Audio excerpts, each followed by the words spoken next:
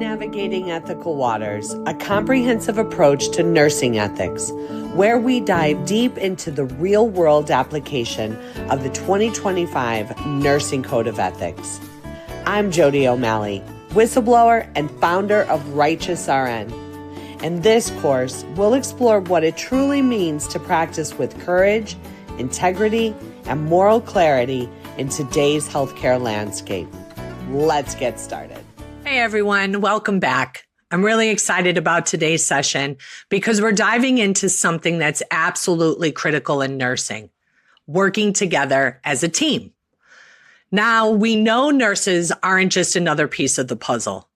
We're often the ones making those critical decisions that directly impact our patients' outcomes. But let's be real. Things don't always go smoothly. Maybe there's tension between team members, a power dynamic that makes it hard to speak up, or just poor communication that gets in the way. You know, healthcare is truly a team effort. No one person can do it all. And when we work together effectively, our patients are safer and their outcomes improve. But here's the thing. Collaboration isn't just about working side by side.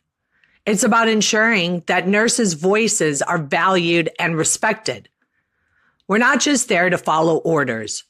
We're advocates, educators, and decision makers. When collaboration breaks down, whether it's because of power struggles or intimidation, poor communication, it's the patients who suffer.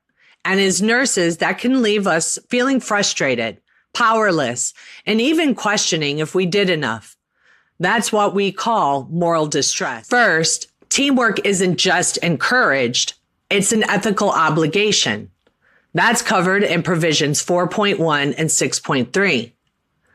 Nurses are expected to actively engage in patient-centered, team-based decisions.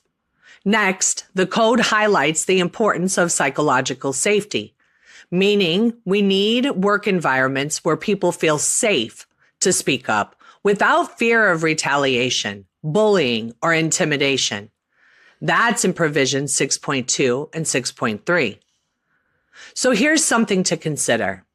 What's one thing you do to make a difference in your workplace to feel safe for honest, professional discussions? Finally, the code emphasizes communication as a core ethical skill. You'll find that in provisions 4.2 and 8.2. And this is big. Trauma-informed communication strategies are now ethically prioritized in the code. This means we have a responsibility to approach difficult conversations with empathy, respect, and a focus on reducing harm. Let's break this case down using the 2025 Code of Ethics update.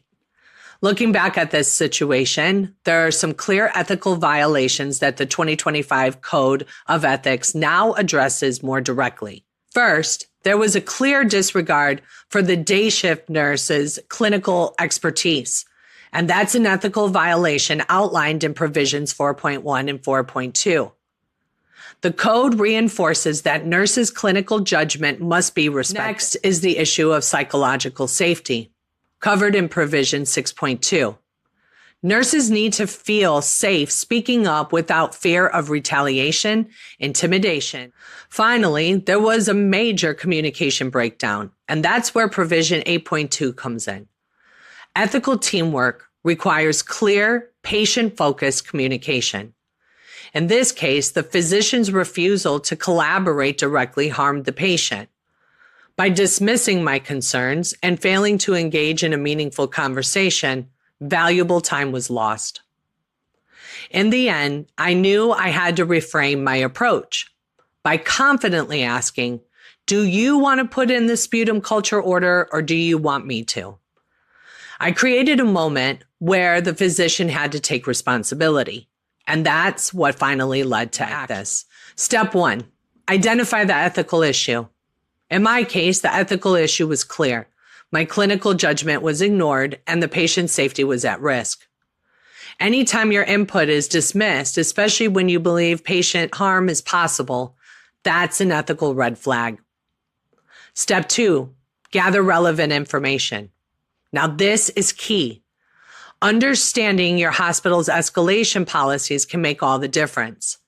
In my situation, I knew our hospital policy encouraged using the chain of command if concerns weren't addressed. If the doctor did not order the sputum culture, I would have documented factually and then talked to my charge nurse. Consider ethical provisions. This updated code makes it clear. Psychological safety, team collaboration, and accountability are essential. When those things are missing, the risk of harm skyrockets. In my case, the environment didn't feel psychologically safe. I was hesitant to speak up again after being dismissed. But that's exactly why the code emphasizes the importance of standing firm in those situations. Step 4, explore options and consequences. I had to ask myself, what happens if I push back harder? What happens if I stay silent? If I had stayed silent, the patient likely would have continued deteriorating without anyone addressing the underlying cause until sepsis killed him. Speaking up, even at the risk of friction, was the better option. Step 5, make a decision and take action. In this case, I decided to be direct. Instead of asking for a sputum culture order, I stated I had already obtained it and then asked, do you want me to put the order in or do you want to? That language shifted the responsibility back to the physician while still respecting the chain of command. And that's what finally moved things forward. Case study. Challenging unjust policies in healthcare. A patient's persistence leads to change. Background. A fertility patient was nearly denied care due to her medical inability to wear a mask. She respectfully explained her condition and stood her ground. After pushback, staff allowed her to proceed under a one-time exemption, requiring her to wear the mask below her chin. This case highlights a real-life example of a patient who is nearly denied fertility care, not because of a medical issue related to her treatment, but because she couldn't tolerate a mask due to a documented health condition. The appointment had already been delayed by 6 months. When she arrived, she was told she could not be seen unless she complied with their masking policy. But instead of giving in or walking away defeated, she calmly and respectfully explained her condition, maintained her position, and advocated for her right to receive care. After some resistance, the clinic reluctantly agreed to let her proceed, but only under a one-time exemption, and with the condition that she wear the mask improperly, resting under her chin. This connects to multiple provisions in our Code of Ethics, especially 2.1, which reminds us that our primary commitment is to the patient. 3.4, supporting patient autonomy and decision-making.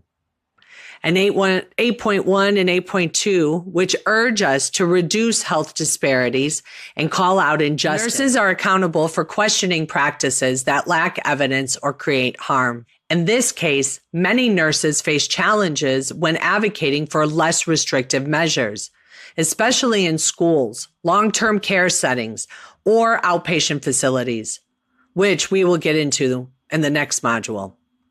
Number 2, nurses who identified harm caused by prolonged isolation, delays in care, or unnecessary fear face difficulty speaking out due to institutional pressure to comply with the guideline. Thank you for being part of this discussion.